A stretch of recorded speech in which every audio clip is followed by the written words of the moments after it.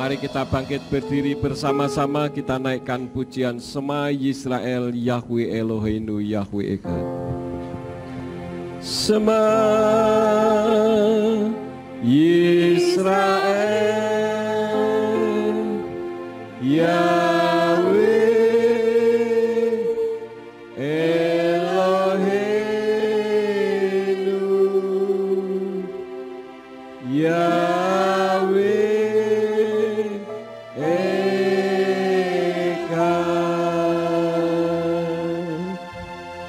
Baruch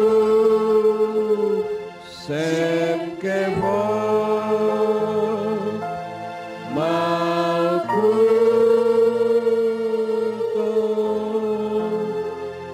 Leolam Vaed. Shema Indonesia, Shema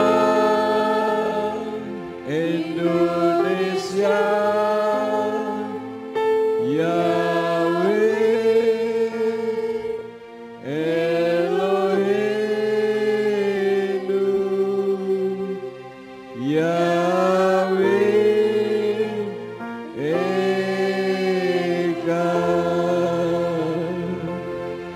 Baruch Shem Kevod Malkuto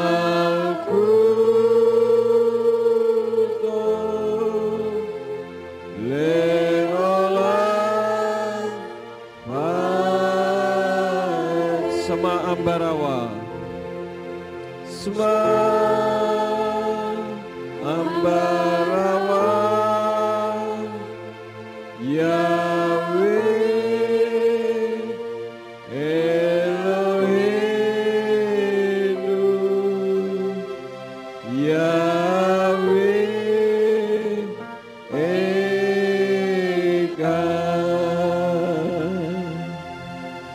Baruch Shem Kevod Malkuto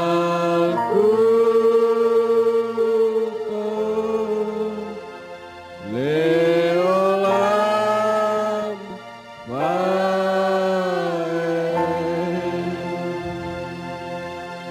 Sesuai dengan pujian ini, kami memproklamirkan bagi Indonesia dan bagi Ambarawa, Yahweh Elohim kita adalah Echad. Biarlah muka bumi Indonesia ini hanya menyembah kepada sesembahannya Abraham, Yitzhak, dan Yakub, yaitu Yahweh yang kami kenal di dalam nama Adonai Yeshua HaMashiach. Pada saat ini kami menghampiri tahta-Mu yang kudus. Kami mengucapkan syukur dan terima kasih untuk pemeliharaan dan penjagaan Tuhan dari hari lepas hari, sehingga pada saat ini kami dapat datang berkumpul untuk memuji-muji dan meninggikan nama-Mu. Sekarang kami akan mendengar isi hati Tuhan. Mari Roh Kudus urapi hamba-Mu dan urapi setiap kami yang mendengar firman-Mu dengan urapan yang sama, agar firman yang ditaburkan dapat kami pahami dan kami mengerti, sebagaimana Engkau memberikan pemahaman dan pengertian kepada hamba-Mu. Dan jika ada kuasa penguasa roh jahat di udara yang berusaha untuk merebut kebenaran firman, kami tolak dan kami patahkan di dalam nama Yeshua HaMashiach. Pergi kau keluar, tinggalkan tempat ini. Tinggalkan setiap hati dan pikiran kami. Juga setiap kami yang mendengarkan firman Tuhan saat ini, baik melalui streaming YouTube maupun melalui radio Surya Kebenaran, kiranya Engkau juga membuka hikmat yang sama. Berikan kemampuan kepada kami bukan hanya untuk mendengar firman-Mu saja, melainkan juga melakukannya di dalam kehidupan kami. Tegur kami dan ajar kami supaya hidup kami semakin benar dan menyenangkan hati-Mu. Demi nama Adonai Yeshua HaMashiach, kami sudah berdoa dan mengucap syukur. Haleluya. Semua yang percaya katakan amin. Silakan duduk. Bapak Yahweh memberkati. Shalom Aleichem. Puji Bapa Yahweh, Bapak Ibu Saudara sekalian, pada saat ini saya akan membawakan firman seperti flyer yang sudah saudara terima, yaitu tanda Tuhan hampir datang.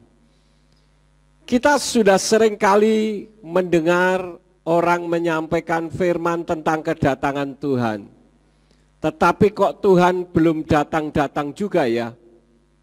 Ini yang sering kali menjadi bahan pertanyaan kita.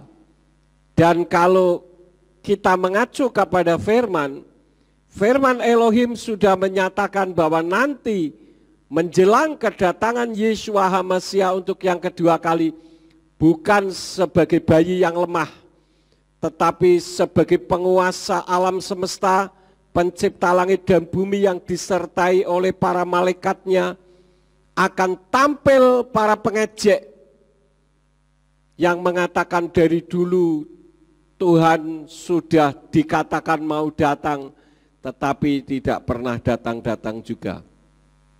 Nah, Bapak Ibu Saudara sekalian, hal itu terjadi karena adanya banyak orang yang sok tahu tentang kedatangan Tuhan.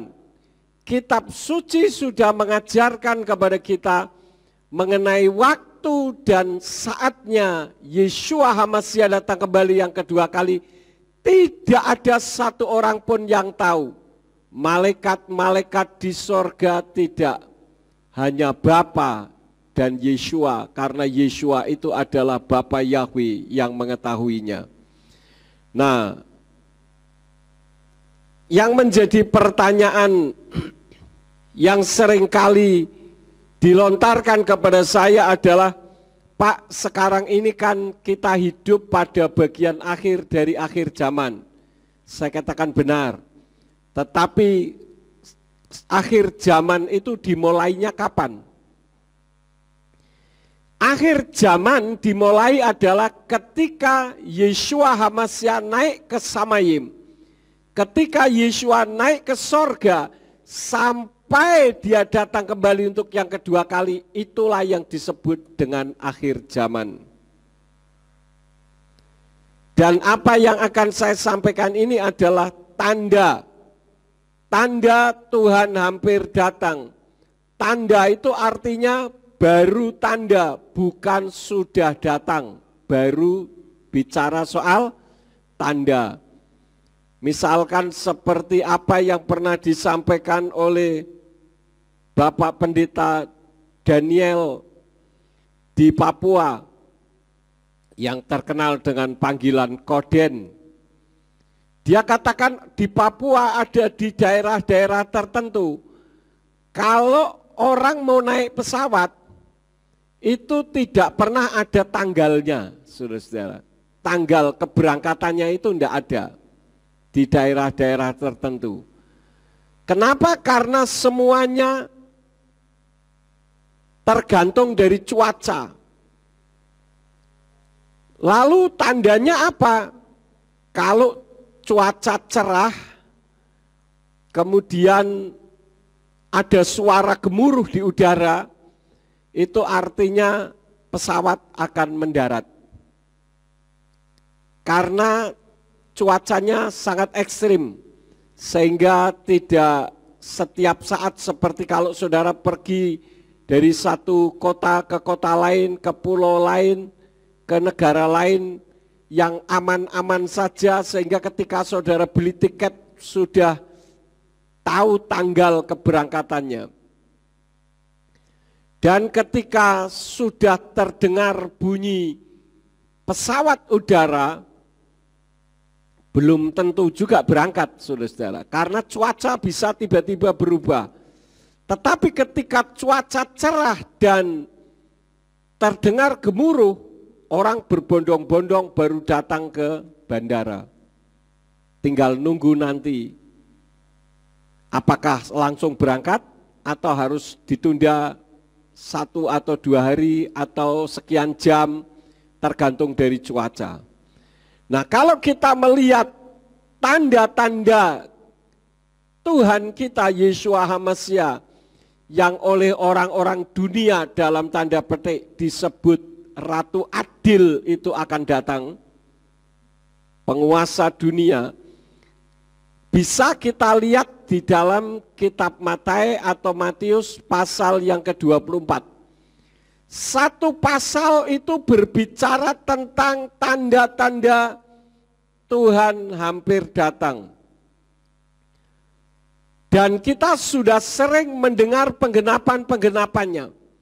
Contohnya bencana alam. Kemarin saya sempat screenshot di HP saya tentang grafik gempa bumi, saudara-saudara. Ternyata sangat banyak mendekati tahun-tahun 2000-an, itu lonjakannya terlalu tinggi. Dan itu menunjukkan bahwa kitab suci itu benar. Kemudian adanya likuifaksi. Saudara tahu apa itu likuifaksi? Tanah yang bergerak. Saya pernah diajak ke satu kompleks pelacuran terbesar di Palu, di mana di sana terjadi likuifaksi. Saya berdiri di satu tempat, yang ngantar saya katakan, Pak Yakub berdiri di mana tahu enggak? Coba lihat ke bawah. Saya lihat ke bawah, ternyata ada antena televisi. Jadi saya berdiri di atas antena televisi. Itu semua terkubur.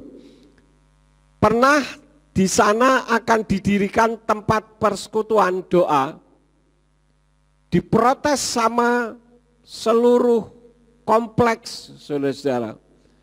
Dan saya mendengar beritanya bahwa ketika terjadi likuifaksi, itu kompleks pelacuran sedang rame-ramenya orang.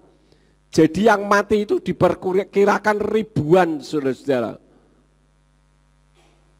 Itu likuifaksi. Saya pernah ditunjukkan ada gawang gol, sepak bola, jauh di sebelah sana. Yang mengantar saya ngomong begini, Pak Yakub tahu enggak itu gol gawang bola itu? Itu tadinya di tempat di mana Pak Yakub berdiri. Itu kira-kira jauhnya 1 kilo, saudara-saudara. Jadi tanah itu bergeser sedemikian rupa. Bahkan ada banyak rumah-rumah yang tertimbun. Tetapi ada satu keanehan yang ada di dekat kompleks pelacuran. Di situ ada gedung rumah biasa yang biasa dipakai untuk menyembah kepada Bapa Yahweh. Itu hanya dindingnya saja retak, saudara-saudara. Padahal semuanya ke bagian kirinya itu sudah habis-habisan sama sekali. Sudah tertanam, tetapi tempat untuk menyembah Bapa Yahweh hanya dindingnya saja yang retak. Ini ajaib luar biasa. Jadi seperti sungai, saudara-saudara. Padahal itu bukan sungai, tetapi tanah yang bergerak. Kemudian adanya tanah hutan yang longsor, gunung yang meletus, laut terjadi tsunami. Artinya bahwa kita mau berlindung kemana sekarang? Ke laut, ke hutan, ke gunung, semua membahayakan manusia. Kemudian disebutkan di pasal 24 dari kitab Matius, di sana adanya peperangan antar suku dan bangsa. Kemudian adanya kesulitan kehidupan manusia, di mana karakter manusia berubah sedemikian rupa seperti yang tertulis di dalam kitab 2 Timotius 3 ayat 1 sampai ayat yang ke-5. Ini salah satu bagian tanda-tandanya. 2 Timotius 3 ayat 1 sampai 5 dikatakan dari Indonesian Literal Translation. Dan ketahuilah ini, bahwa pada hari-hari terakhir akan datang masa yang sukar, karena manusia akan menjadi pencinta diri sendiri, pencinta uang, pembual, takabur, penghujat, tidak patuh pada orang tua, tidak tahu bersyukur, tidak kudus, tiada kasih sayang, tidak mau berdamai, penuduh, tiada kendali diri, ganas, benci akan kebaikan, pengkhianat, ceroboh, pongah, cinta akan kesenangan lebih daripada cinta akan Elohim. Itu ayat yang sampai ayat yang keempat. Ini adalah terjadinya perubahan karakter manusia di akhir zaman yang sangat mengerikan, saudara-saudara. Ayat yang kelima perhatikan. Sambil mengenakan suatu bentuk kesalehan, tetapi telah memungkiri kuasanya, dan hindarilah hal-hal ini. Jadi orang-orang yang memiliki karakter brutal tadi mengenakan pakaian-pakaian kesalehan. Ini tanda, saudara-saudara. Sekarang sedang terjadi berita yang sangat viral, yaitu adanya kota tanpa gereja. Kota apa, saudara-saudara? Kota Cilegon. Itu ada berita yang berjudul kota tanpa gereja, dan memang tidak ada gereja di sana. Dan itu sebetulnya menggenapi dari kitab Yohanan atau Yohanes 16 ayat 1 sampai ayat yang ketiga dari Indonesian Literal Translation yang berbunyi, Aku telah mengatakan hal-hal ini kepadamu supaya kamu jangan tersandung. Mereka akan membuat kamu terkucil dari sinagoga. Tetapi saatnya sedang tiba bahwa setiap orang yang membunuh kamu, perhatikan saya tekankan, setiap orang yang membunuh kamu, ia berpikir sedang mempersembahkan ibadah kepada Elohim. Dan mereka akan melakukan hal-hal ini kepada kamu karena mereka tidak mengenal Bapa maupun aku. Aneh ya, sebuah kota besar tetapi diupayakan mati-matian untuk tidak ada gereja. Tetapi ada berita yang lucu, saudara-saudara. Wow, beberapa salon di kota Cilegon dijadikan tempat pijit plus. Pekerja seks komersial atau PSK di kota Cilegon semakin tidak terkendali. Pasalnya banyak yang menggunakan salon kecantikan yang dijadikan tempat plus untuk para hidung belang, walaupun tidak semuanya salon dijadikan tempat esek-esek. Itu berita hari Selasa tanggal 23 Februari tahun 2021. Itu berita cukup lama. Tetapi semakin berkembang. Kalau semakin berkembang berarti banyak peminatnya. Ya. Sementara gereja yang mengajarkan kebenaran dilarang mati-matian, saudara-saudara. Nah, sekarang saya akan bahas satu persatu dari kitab Yohanan 16 ayat yang ke-1. Tadi dikatakan, Aku telah mengatakan hal ini kepadamu supaya kamu jangan tersandung. Saya garis bawahi kata tersandung.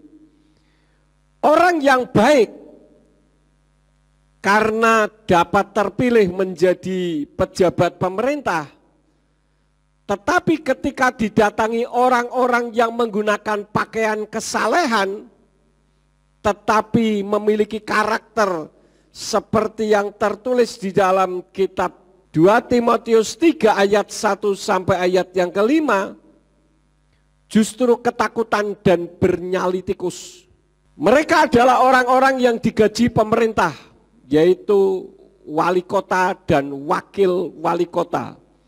Mereka menjabat itu digaji oleh pemerintah sebagai kepanjangan tangan pemerintah pusat. Tetapi karena didatangi orang yang menggunakan pakaian kesalehan, langsung ikut-ikutan menandatangani petisi anti gereja. Mereka berani mempertaruhkan jabatannya tanpa sadar telah menentang konstitusi dan yang tidak berintegritas. Jadi institusi yang berintegritas itu dilanggarnya. Artinya terjadi pengkhianatan terhadap pemerintah. Yang menjadi pertanyaannya, ada apa dengan gereja? Ada apa dengan wihara? Ada apa dengan tempat-tempat ibadah? Bukankah di sana tidak pernah diajarkan untuk berbuat jahat? Tetapi kenapa justru ketakutan? Sedangkal itukah iman mereka? Saya katakan kalau terjadi berdirinya gereja saja orang sudah ketakutan, berarti imannya iman tempe. Imannya diragukan, saudara-saudara. Kita ini setiap hari didengungkan suara masjid yang bersaut-sautan dari 4 penjuru mata angin.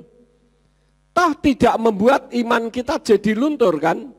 Nah, ketika melihat kebrutalan yang dilakukan oleh mereka, pertanyaannya, adakah yang berpindah mengikuti orang yang mengaku diri orang-orang saleh tetapi memiliki sifat brutal sebagai tanda perubahan sifat manusia akhir zaman? Kalau saudara merenungkan hal ini, pertanyaan saya, ada tidak orang yang tersandung sehingga mengikut konsep orang yang berlaku brutal itu? Menurut saudara ada atau tidak? Ada.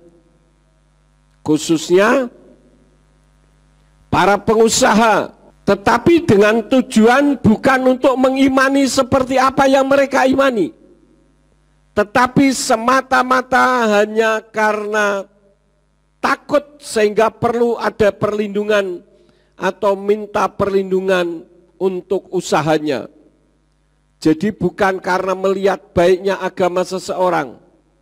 Nah, yang menjadi pertanyaannya, ini kan orang-orang brutal yang di dalam kekristenan, adakah orang brutal?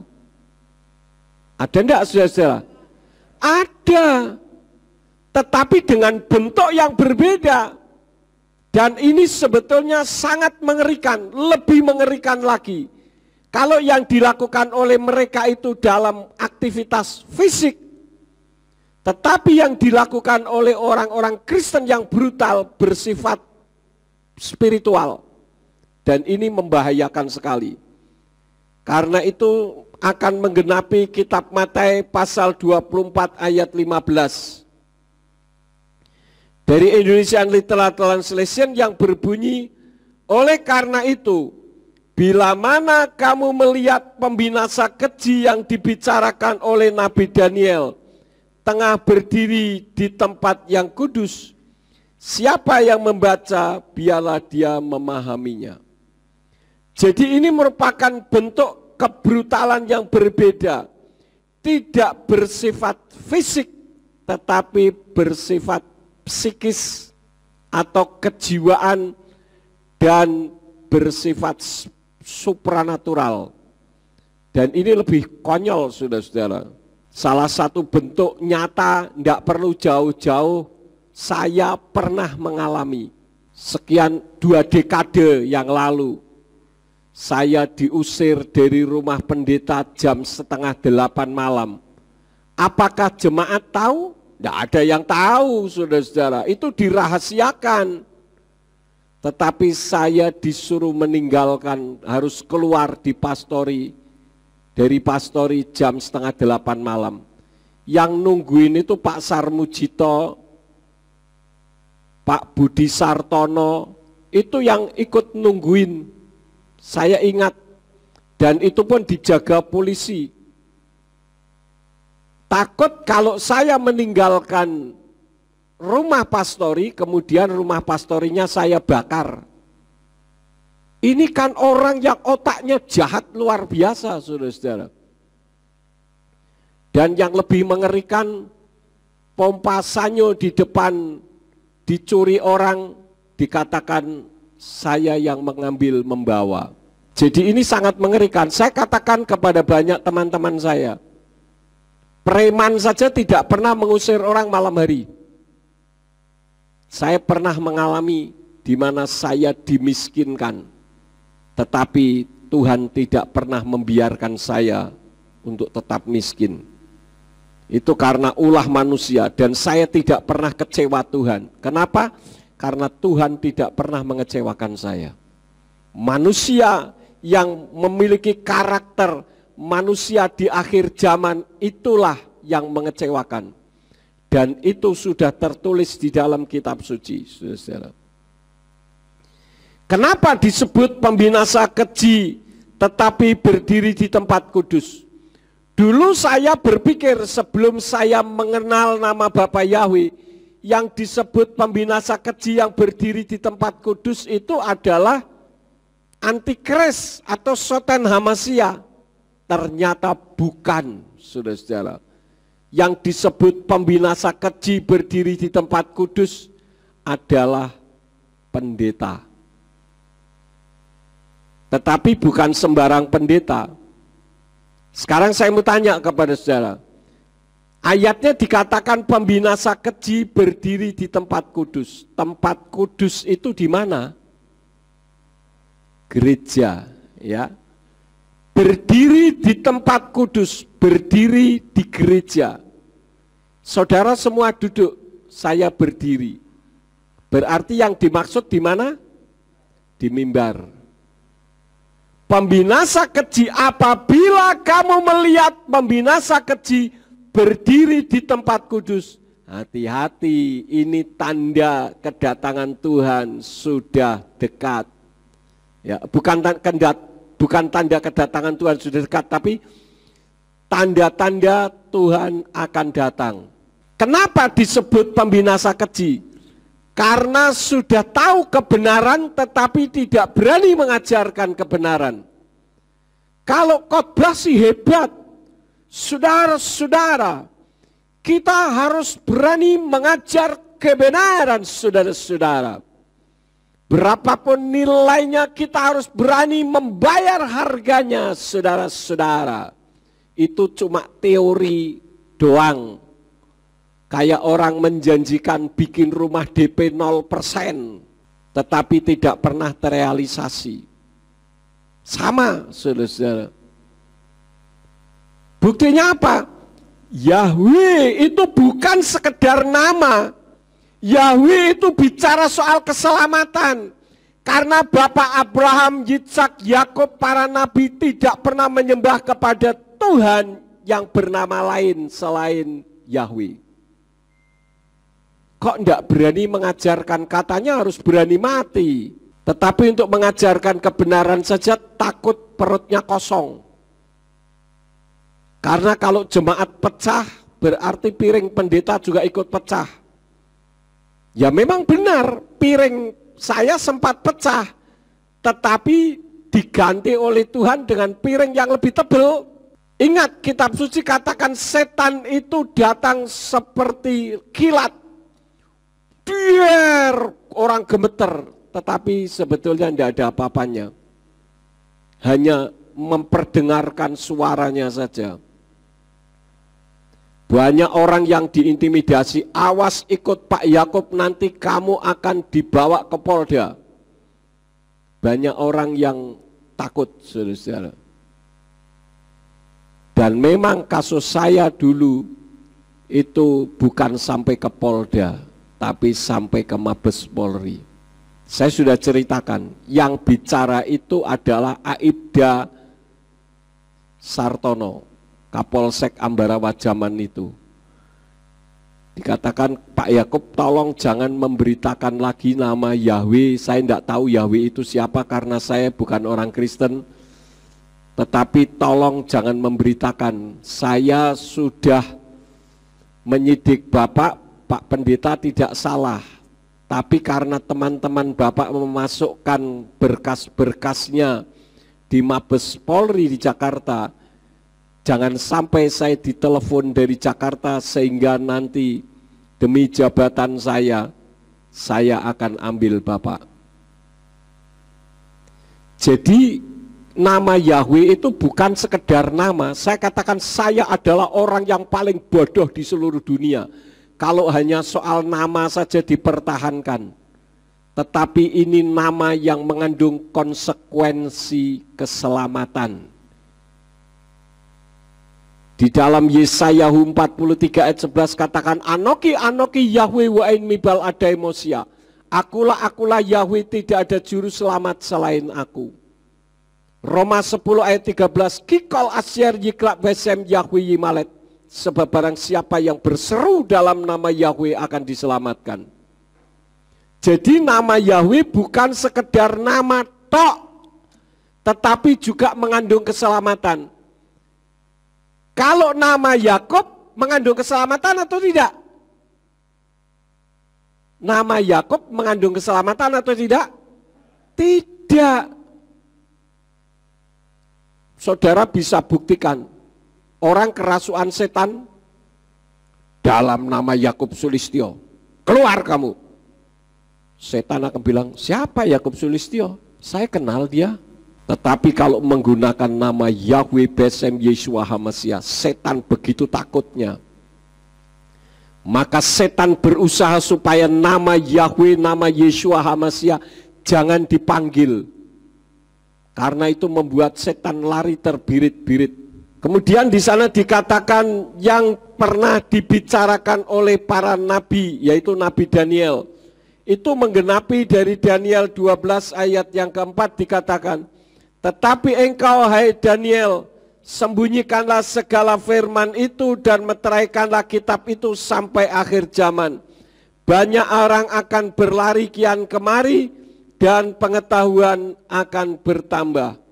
Artinya akan muncul pengetahuan, bukan hanya pengetahuan sekuler, tetapi juga pengetahuan teologia. Kita kenal teologi pengetahuan sekuler yang luar biasa, di mana orang Yahudi menemukan bagaimana mengobati penyakit kanker tanpa harus kemoterapi. Jadi kankernya itu, sel kankernya itu dibekukan sekian puluh derajat, saya kurang tahu jelas. Kemudian nanti diambil, saudara-saudara. Dan orangnya sehat tanpa perlu kemo. Kemudian yang terakhir ditemukannya kornea mata sintetis. Jadi orang nggak perlu harus menunggu mencangkokkan mata orang lain. Kalau di Amerika kan ada, kalau ada orang mati di pinggir jalan, tabrakan misalkan, petugas itu yang dicari pertama adalah dompetnya, bukan untuk nyuri uangnya, tetapi untuk melihat adakah bank mata di dompetnya. Kalau ada bank mata, langsung saat itu juga diambil matanya. Karena tidak boleh lewat dari 5 jam. Kalau lewat dari 5 jam, organnya sudah mati. Jadi ketika terjadi tabrakan, dideteksi sudah mati, langsung digeroboi dompetnya. Kalau di situ ada kartu bank mata, tidak perlu izin, langsung dibelek, diambil, dimasukkan untuk dicangkokkan kepada orang lain. Tetapi ternyata sekarang tidak perlu seperti itu, menggunakan kornea sintetis. Ini kan luar biasa.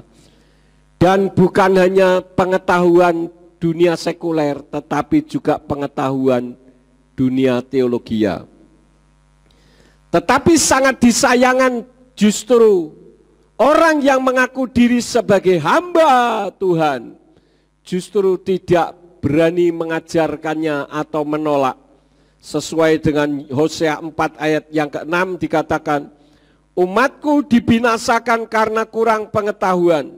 Oleh karena kamu menolak pengetahuan itu, aku pun menolak kamu menjadi imam bagiku. Oleh karena kamu melupakan Torah Elohimu, aku pun akan melupakan anak-anakmu. Jadi pengetahuan itu ditolak, bukan tidak sampai kepada imam-imam Tuhan. Sampai tetapi ditolak. Nah, ini semua merupakan tanda Tuhan akan datang kembali. Kemudian saya lanjutkan lagi, Yohanes 16 ayat yang kedua tadi dikatakan akan terkucil dari sinagoga. Artinya jauh dari rumah ibadah. Saya membaca beritanya tadi, saudara, ternyata orang Cilegon kalau mau ibadah harus naik mobil di tengah kemacetan 1 jam. Dulu pada saat saya masih kecil, tidak ada kebencian yang bersifat sara. Tidak ada. Padahal saya tinggal di Pekalongan. Pekalongan itu kota santri. Tidak ada kebencian, saudara-saudara.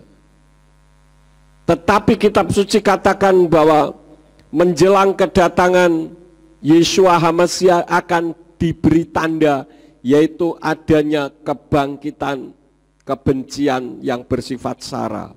Di mana anehnya di Cilegon ada tempat hiburan yang ramai kalau malam hari, bahkan ada berita yang tadi saudara sudah lihat. Ini kan tidak masuk akal. Orang penemu nalar, kata orang Jawa. Kemudian kembali ke Yohanes 16 ayat yang kedua, berpikir atau mengira-ira sedang beribadah. Jadi dengan adanya berita kota tanpa gereja, saya senang, saudara-saudara. Bukan senang apa-apa, senang karena membuktikan bahwa kitab suci kita itu benar. Jadi senangnya karena kitab suci kita itu ternyata benar. Ya. Bagaimana mungkin orang menganiaya atau membunuh kok beribadah? Di mana logikanya, saudara-saudara? Tapi ini membuktikan kebenaran firman Tuhan kita. Kalau merasa paling benar, kalau menurut saudara benar atau tidak? Kalau merasa paling benar, menurut saudara benar atau tidak? Saya sudah pernah sampaikan ini. Sekarang voting, ya, voting. Orang merasa keyakinannya paling benar, itu benar atau tidak? Siapa yang mengatakan benar, angkat tangan. Yang mengatakan tidak? Alek. Kalau orang punya iman dan imannya dirasa paling benar, itu harus. Karena itu membuktikan bahwa dia berada di kebenaran. Tetapi, nah ini masih koma tadi itu ya. Tetapi tidak boleh memaksakan kehendak orang lain supaya ikut kehendaknya. Yang jadi permasalahan sampai terjadinya pembunuhan-pembunuhan kan karena adanya pemaksaan kehendak, orang harus mengikuti imannya. Artinya saya yang kecil tubuhnya seperti ini, saya punya baju, saya suruh Pak Pola pakai baju saya.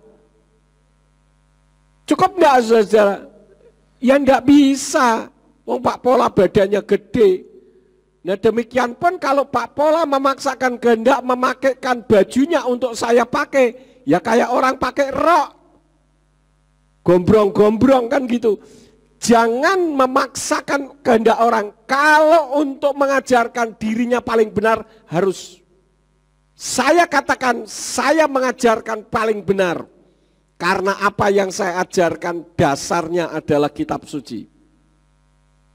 Kecuali kalau saya mengajarkan bukan dasarnya kitab suci, itu lain. Tetapi meterai yang ketiga sudah mulai dibuka untuk Indonesia. Apakah yang dimaksud dengan meterai yang ketiga? Ini merupakan tanda Tuhan akan datang. Di dalam Wahyu 6 ayat 5 sampai 6.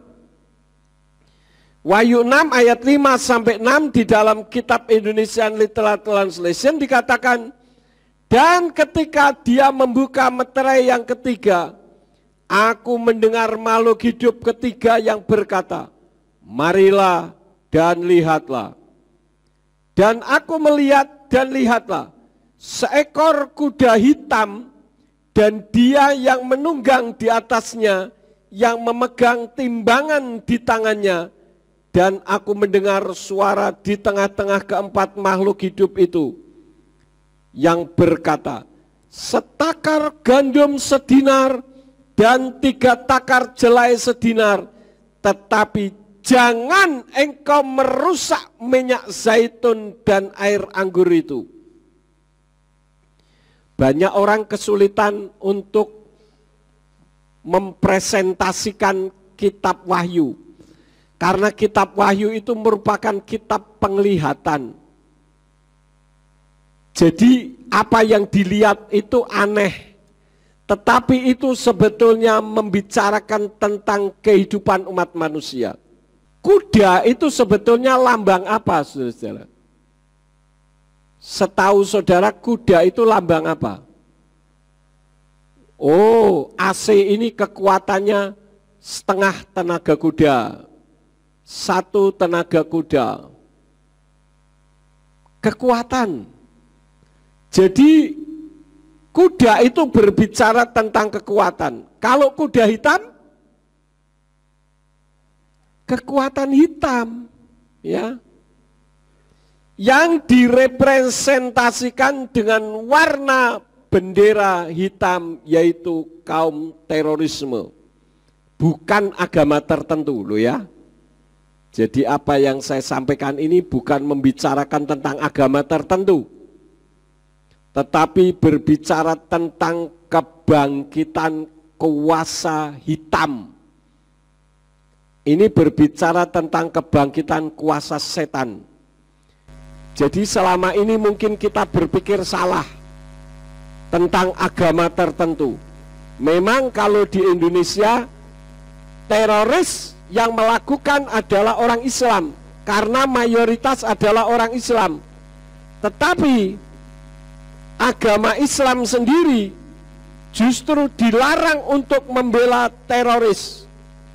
Dan kita bisa melihat dari video Ustadz Suparman Abdul Karim yang mengajarkan bahwa Islam dilarang membela teroris, ya. Kita akan melihat videonya, saudara-saudara. Yang harus memerangi terorisme itu kita, bu, umat Islam. Gak boleh ada satupun orang Islam yang membela terorisme, gak boleh. Yang harus dibela itu Densus 88, bukan terorisnya. Jadi video tadi yang disampaikan oleh Ustadz Suparman Abdul Karim mengatakan bahwa Islam itu dilarang membela teroris. Artinya Islam bukan teroris. Agama tertentu bukan teroris. Memang teroris munculnya dari agama Islam karena mayoritas di Indonesia beragama Islam. Tetapi yang disebut dengan kuda hitam atau kekuatan hitam ini adalah munculnya kekuatan teroris. Apakah ini sudah terjadi? Sudah di beberapa negara-negara tertentu. Karena itu kita dengar video yang pertama yang saya sampaikan, saya mensitir dari ucapan Ustadz Suparman Abdul Karim tentang kuda hitam ini seperti apa. Kita lihat bersama-sama videonya. Mereka selalu menggadang-gadang bendera hitam dengan istilah bendera tauhid. Kan sempat rame di Indonesia ini kan. Banyak di Wai Halim ini juga orang percaya ke bendera tauhid. Jawabannya apa? Bendera tauhid itu tidak ada. Siapa yang bikin istilah bendera tauhid itu? Nggak ada bendera tauhid itu. Ini harus dijelaskan. Para kiai, para ustadz harus belak-belakan menjelaskannya. Nggak ada. Sejak kapan tauhid punya bendera? Nggak ada. Apa ada bendera hitam itu, Ustaz? Dipakai ada. Nah, ini saya bacakan hadisnya. Idza ra'aitumur rayati sud falzamul arda wala tuharriku aydiyakum wala arjulakum. Apabila kalian semua melihat bendera hitam dikibarkan, tetaplah di negeri kalian masing-masing. Mantap-mantap tinggal di rumah. Jangan gerakkan tangan kalian, jangan gerakkan kaki kalian. Jangan ikut-ikutan mereka, karena mereka itu kelompok bendera hitam palsu. Tapi seakan-akan tuh bendera Islam masih banyak berkibar. Ada di beberapa tempat di Lampung ini, Bu, pas 17 Agustus mereka tidak pasang bendera merah putih, mereka pasang bendera hitam, tulisan la ilaha illallah Muhammadur Rasulullah. Jadi seramnya itu kan ada tulisan tauhidnya itu loh, Bu. Padahal bukan tempatnya di sana. Kadang-kadang sekarang ini aneh-aneh, di topi ditulis kalimat tauhid la ilaha illallah Muhammadur Rasulullah. Enggak boleh. Fatwa Majelis Ulama Nangguru Aceh Darussalam, enggak boleh menuliskan kalimat tauhid di baju, di topi enggak boleh. Bahkan dikatakan apa? Qulubuhum kazuburil hadid.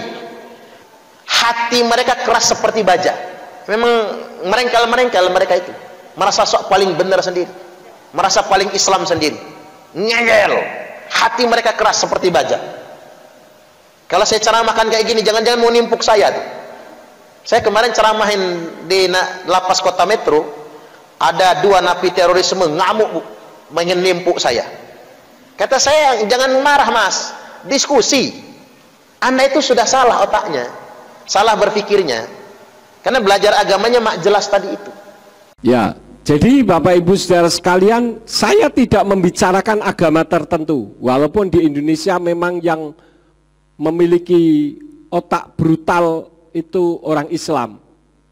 Tetapi kembali saya tidak membicarakan agama Islam. Tadi Ustadz Suparman Abdul Karim mengatakan tentang bendera hitam, itulah yang disebut dengan kuda hitam. Dulu waktu saya masih kecil, bahkan waktu saya SMA, saya bersama dengan Pak Pola dulu, enggak pernah tuh ada bendera hitam. Belum pernah lihat ya Pak Pola ya, enggak ada bendera hitam. Tetapi tiba-tiba muncul, dan inilah meterai yang ketiga yang dibukakan.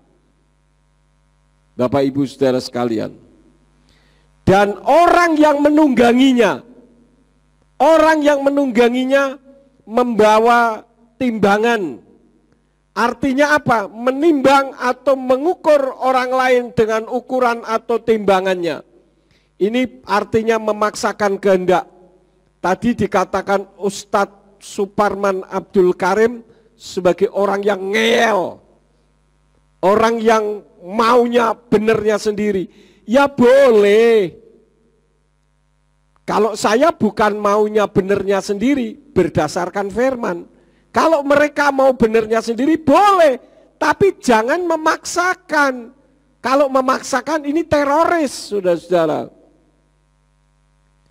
Dan akibatnya dikatakan 1 takar gandum berharga 1 dinar, 3 takar jelai berharga 1 dinar. Apa sih artinya ini, saudara-saudara? 1 takar gandum dan 3 takar jelai itu punya harganya sendiri, tidak 1 dinar. Makanya ketika terjadi black power tadi atau kuda hitam tadi, kekuatan hitam itu muncul, maka dikatakan 1 takar gandum berharga 1 dinar, 3 takar jelai harganya 1 dinar. Itu artinya apa, saudara-saudara? 1 takar gandum dan 3 takar jelai itu tidak seharga 1 dinar, tetapi harganya jadi 1 dinar. Artinya terjadi perubahan, terjadinya krisis ekonomi atau perubahan harga.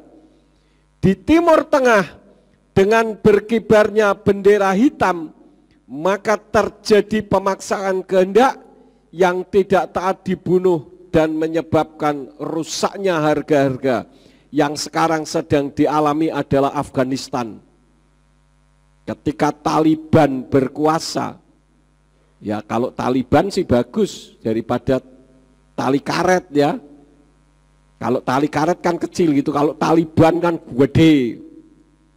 Tapi ini Taliban yang lain, saudara-saudara. Maka rusaklah harga. Saudara tahu sekarang Afghanistan seperti apa? Mengalami hancur-hancuran ekonomi yang luar biasa. Jadi terjadi kerusakan harga-harga. Mereka berpikir atau menyangka sedang berbakti atau menyenangkan hati sesembahannya. Bukankah terorisme itu merasa sedang membela Tuhan? Lah buat apa mengikut Tuhan yang dibela? Tadi Pak Ustadz katakan kalau ada bendera hitam berkibar, suruh jangan melangkah ke sana. Jadi rupanya di Al-Quran juga dituliskan seperti yang ada di dalam kitab suci kita, jangan mendekati orang yang seperti itu walaupun pakaiannya pakaian kesalehan. Artinya akibat terorisme maka harga-harga rusak. Kita lihat saudara-saudara video yang berikutnya, yaitu video tentang harga rusak. Berikut ini adalah negara-negara yang hancur yang disebabkan oleh isu agama dan terorisme. Irak. Berikut adalah sedikit gambaran tentang keindahan negara Irak.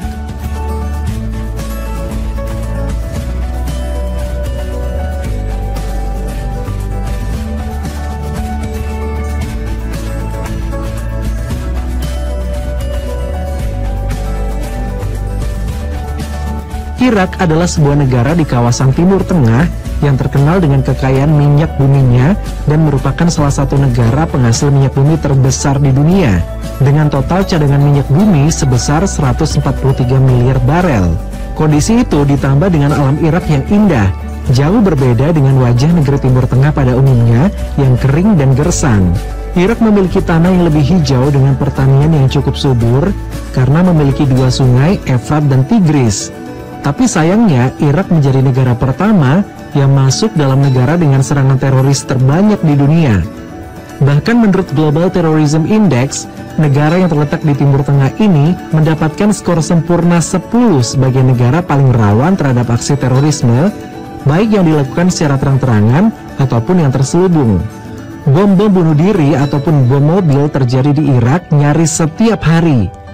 Parahnya lagi, invasi di Irak masih aja terus dilakukan untuk memperburuk keadaan.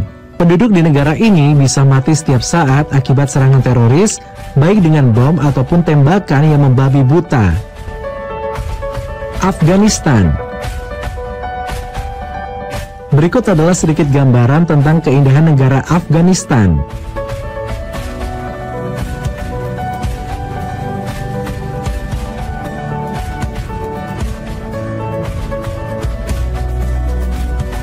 Nasib Afghanistan bisa dikatakan sangat malang.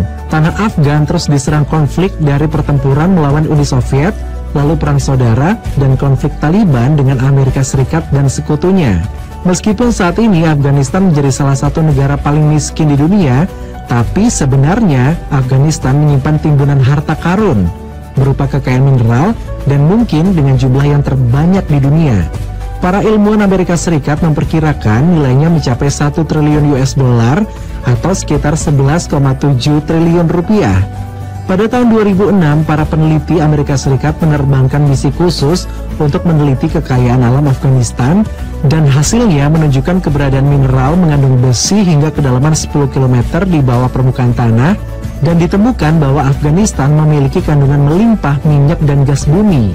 Afghanistan juga menyimpan 60 juta ton tembaga, 2,2 miliar ton biji besi, 1,4 juta ton unsur tanah yang langka seperti lanthanum, cerium, dan neodymium.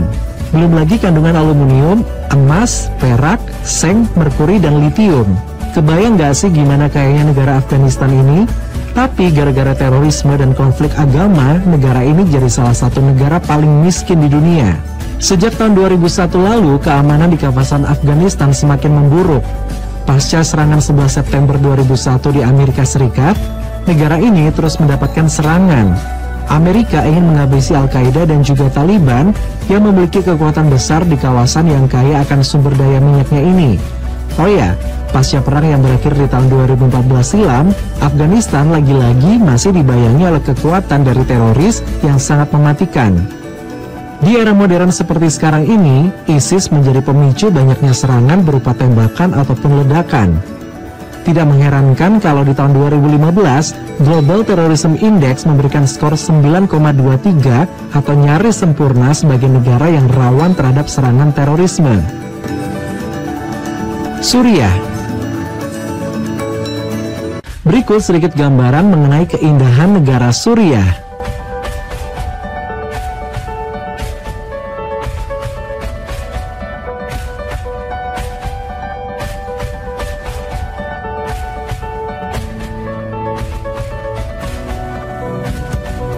Suriah merupakan wilayah yang sangat bersejarah karena menjadi tempat lahir peradaban selama 10.000 tahun. Suriah memiliki wisata sejarah dan budaya yang sangat kaya. Sebelum perang meluluh lantakan negara ini, kota Damaskus merupakan pusat kota yang modern. Sementara itu, Aleppo merupakan kota dengan pemandangan alam yang indah. Aleppo adalah salah satu kota tua terbaik di dunia yang menyimpan berbagai bangunan bersejarah. Bahkan beberapa bagian bangunan di kota ini diresmikan sebagai salah satu warisan budaya dunia oleh UNESCO, seperti Masjid Umayyad.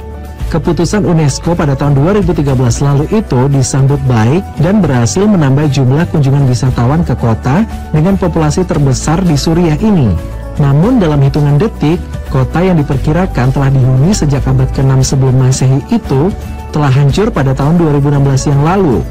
Suriah juga sempat memiliki 4 bandara internasional yang aktif sebelum perang terjadi, karena wisatawan banyak berkunjung ke sana untuk menikmati warisan sejarah yang terjaga dengan baik.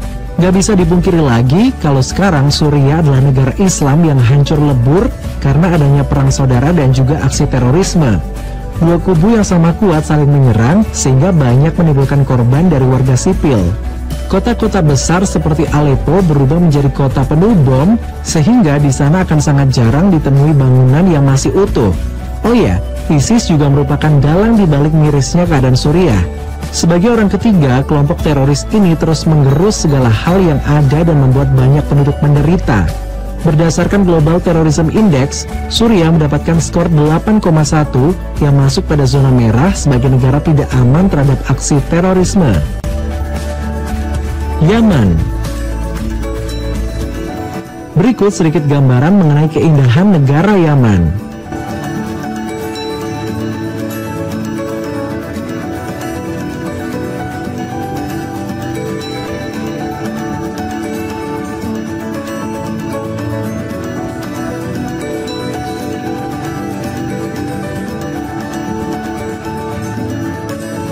Yaman adalah sebuah negara di Jazirah Arab yang memiliki posisi strategis dalam geopolitik energi global.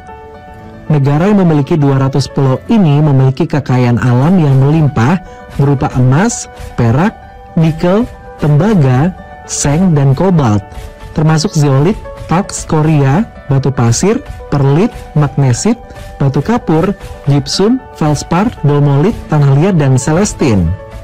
Negara ini juga memiliki cadangan bahan bakar fosil yang kaya yang mencakup gas alam dan minyak mentah. Yaman memiliki cadangan minyak yang terbukti sebesar 12 miliar barel. Namun sayangnya, dengan melimpahnya kekayaan mineral itu, Yaman masih dinobatkan sebagai negara paling miskin di kawasan Timur Tengah. Negara ini memiliki Global Terrorism Index yang sangat tinggi pada tahun 2015. Bahkan menyentuh angka 7,6 yang merupakan zona merah, di mana aksi terorisme mengerikan bisa terjadi kapan saja kepada penduduk atau pendatang yang sedang melakukan perjalanan wisata di sana. Sejak tahun 2014 silam, serangan terorisme meningkat hingga 72% dan korban meninggal melejit hingga 123%. Di sini terlihat dengan jelas bahwa Yaman benar-benar tidak aman untuk ditinggali. Pelaku dari semua aksi terorisme di kawasan Yaman adalah Al-Qaeda yang menetap dan melakukan penyerangan habis-habisan di kawasan Jazirah Arab. Teman, itulah beberapa negara yang hancur karena isu agama dan terorisme, sekalipun sebenarnya mereka memiliki potensi kekayaan alam yang luar biasa banyak. Semoga ini semua menjadi pelajaran penting bagi bangsa kita tercinta Indonesia, agar tidak termakan oleh isu agama dan terorisme, dan agar kita tetap menjaga persatuan dan kesatuan bangsa ya. Tentu aja kita nggak akan rela kalau bangsa kita yang kaya raya ini hancur oleh aksi terorisme yang sangat membahayakan. Jadi yang disebut dengan negara yang dimunculkan kuda hitam itu sebetulnya bukan Islam. Karena negara-negara tadi semua negara apa, saudara-saudara? Negara-negara tadi semua negara apa? Negara Islam. Tetapi ketika kuda hitam ini muncul, artinya teroris muncul. Tidak peduli Islam, habis, hancur semuanya. Dan sekarang sedang menyasar ke negara kita. Ya, bisa dipahami saudara-saudara? Makanya dan ini sudah menyusup ke berbagai lini loh saudara-saudara. Bukan hanya yang nampak. Di bidang kemiliteran sudah ada. Di bidang kepolisian sudah ada. Kemarin saya nonton YouTube ada salah satu anggota polisi yang pernah terpapar radikalisme. Dia bersaksi, sangat gampang merekrut anak-anak muda. Jadi kuda hitam itu merupakan meterai yang ketiga sudah mulai dibuka. Jadi kaum terorisme itu bukan agama tertentu, meskipun pelakunya di Indonesia orang yang beragama Islam. Jadi terbukti di Timur Tengah justru dimusuhi oleh negara Arab. Bahkan banyak di antara mereka yang dibunuh dan dipancung lehernya. Buktinya saya punya teman-teman kiai orang-orang Islam baik-baik tuh. Artinya bahwa akan muncul kebangkitan orang-orang yang berkarakter biadab. Dan itu sudah tertulis di dalam kitab suci, saudara-saudara. Nah, apa ciri-cirinya terorisme? Kita nonton YouTube berikutnya.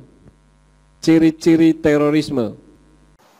Saya juga mengimbau sama ibu-ibu, anak atau cucu, jangan sembarang masuk pesantren, jangan sembarangan masuk rumah tahfiz. Ya agama semua yang dipelajari, tapi lihat karakteristiknya. Pulang dari rumah tahfiz, hormat bendera haram, nyanyi lagu Indonesia Raya diharamkannya, salim tangan eyangnya saja jadi haram, musyrik kata dia. Udah keluarkan. Kenapa bisa seperti itu? Karena memaksakan kehendak, ya. Memaksakan orang lain supaya sama seperti dia, padahal tidak bisa membedakan antara hormat terhadap bendera dengan menyembah kepada bendera. Menyembah dengan hormat sama tidak? Tidak. Jadi hormat kepada bendera ini dianggap menyembah kepada bendera. Tidak ada orang menyembah kepada bendera. Dan ini sudah menjalar kemana-mana, saudara-saudara, dalam dunia pendidikan. Karena itu hati-hati. Tetapi luar biasa dikatakan di ayat itu bahwa minyak zaitun dan air anggur tidak dirusak. Dalam bahasa Ibrani ditulis wa'ad hasamen dan minyak wa'ad hayayin al-tasket, dan jangan merusak anggur. Artinya minyak zaitun itu dipakai untuk menghidupkan lampu. Menghidupkan lampu ini berbicara tentang orang yang mengencourage orang lain, orang yang memberikan semangat kepada orang lain. Itu adalah hamba-hamba Elohim. Sesuai dengan apa yang tertulis dalam Imamat 24 ayat yang kedua, dari Indonesia Literal Translation dikatakan, perintahkanlah Bani Israel agar mereka membawa kepadamu minyak zaitun tumbuk yang murni untuk lampu sehingga lampu menyala terus menerus. Kemudian untuk anggur, bukan air anggur ya, tetapi dikatakan di sana hayayin atau anggur itu sendiri. Di dalam kitab Yesayahu pasal 5 ayat yang ke-7, ini berbicara tentang umat Elohim. Karena Yesayahu 5 ayat yang ke-7 dikatakan, sebab kebun anggur Yahweh Zebaot adalah keluarga Israel, dan orang-orang Yehuda adalah tanaman kesukaannya, dan dia menantikan keadilan. Tetapi lihatlah, pertumpahan darah demi kebenaran, dan lihatlah ada tangisan. Ini penggenapan, saudara-saudara. Bagaimana orang yang katanya mengajarkan kebenaran justru di sana muncul terorisme.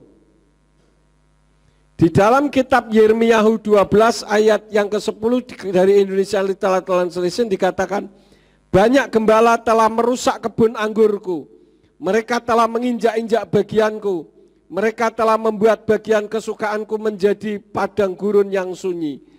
Ini berbicara tentang hamba-hamba Tuhan yang mengaku dalam tanda petik sebagai hamba Tuhan tetapi merusak kebun anggur Tuhan. Kebun anggur Tuhan dikatakan tadi siapa? Umat Tuhan. Sehingga membiarkan menjadi padang gurun yang sunyi. Artinya apa? Hanya mengencourage orang, menyemangati, ya, menyemangati orang. Tetapi kalau ditanya, enggak ngerti, saudara-saudara.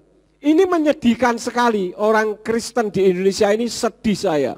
Menyedihkan, enggak ngerti firman.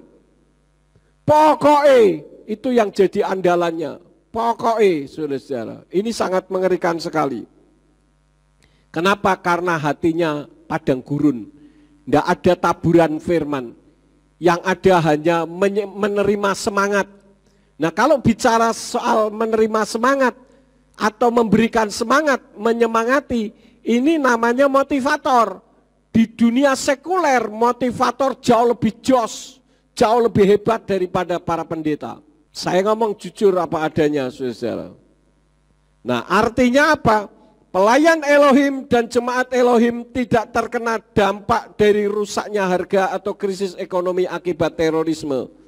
Artinya tetap stabil terpelihara. Ini berbicara tentang kestabilan hati. Artinya mau ada bom meledak di samping kanan kiri tidak membuat orang itu meninggalkan Tuhan. Coba saja saudara tanya banyak pelayan-pelayan Tuhan atau pendeta-pendeta tentang isi firman Tuhan. Banyak di antara mereka yang tidak bisa menjawab. Dan ini menyedihkan. Karena itu ketika kita mengetahui hal ini, tanda Tuhan hampir datang dan saudara sudah berada di iman yang benar, himbauan firman pada hari ini, jangan tinggalkan ibadah. Tetap pegang teguh iman yang sudah benar. Dan bagi yang belum menerima baptisan pembaruan, buru-buru ambil bagian untuk menerima pembaptisan pembaruan mumpung masih ada kesempatan. Jangan ikut terikat aturan agamawi karena agama tidak menyelamatkan. Agama apapun tidak menyelamatkan. Termasuk agama Kristen, termasuk gereja kita tidak menyelamatkan. Tetapi yang menyelamatkan adalah Bapa Yahweh di dalam nama Yeshua HaMashiach dan Ruach HaKodes. Itulah juru selamat kita, Echad. Dan kalau bicara soal kedatangan Tuhan, jangan saudara pikir, oh masih lama. Bukan itu, kedatangan Tuhan itu selain Yeshua datang kembali untuk yang kedua kali, Pak Simeon sudah pernah menyampaikan, ketika kita mati, itu tanda bahwa kedatangan Tuhan sudah sampai di dalam hidup kita. Adakah di antara saudara yang tahu kapan saudara akan mati? Ada yang tahu? Tidak ada. Kalau ada enak, saudara-saudara. Begitu 5 menit sebelum mati, mandi dulu. Semprot sana, semprot sini. Tidak usah menyusahkan orang. Peti mati sudah disiapkan. Tinggal tiduran di peti mati. Langsung seperti ini. Siap. 5, 4, 3, 2, 1. Tidak nyusahin orang, saudara-saudara. Tidak ada orang yang tahu. Karena kematian tidak harus tua. Banyak orang-orang muda mati. Orang mati tidak harus sakit. Ada orang sedang menyampaikan firman seperti ini tiba-tiba jatuh dan mati. Karena seperti itu artinya kedatangan Tuhan tidak ada yang tahu karena kitab suci katakan seperti pencuri pada malam hari. Maka saudara harus selalu ready, selalu siap, selalu standby. Kapanpun Tuhan datang, kita siap dan pasti akan masuk ke Samayim. Amin, saudara-saudara. Nah, ini saja firman yang saya sampaikan. Kiranya melalui firman ini tidak membuat saudara takut, tetapi membuat saudara semakin dekat kepada Bapa Yahweh di dalam nama Yeshua HaMashiach dan Ruach HaKodes. Amin. Mari kita bangkit berdiri bersama-sama. Kita menaikkan pujian. Zaman sekarang berjagalah. Zaman sekarang berjagalah. Lihat dunia bergelora, kedengaran sini sana, banyak kabar menggentarkan. Berlindunglah dalam sabda Yahweh. Zaman sekarang berjagalah. Ya, ini saja yang saya sampaikan. Kita akan akhiri. Mari kita bangkit berdiri bersama-sama. Kita akan tutup di dalam doa.